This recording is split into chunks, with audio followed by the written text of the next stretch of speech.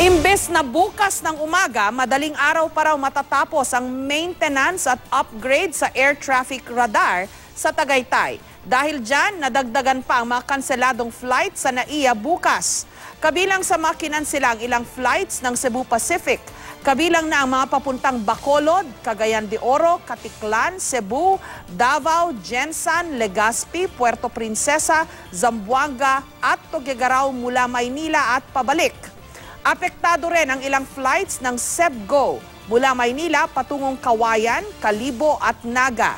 Ayon sa tagapagsalita ng CAAP o ng Civil Aviation Authority of the Philippines na si Eric Apolonio, malakas ang hangin sa Tagaytay kaya't natatagalan ang calibration sa radar o sa radar. Nagsimula ang maintenance sa Tagaytay radar noong March 6 na sanhi ng pagkansela sa maraming flights sa NAIA.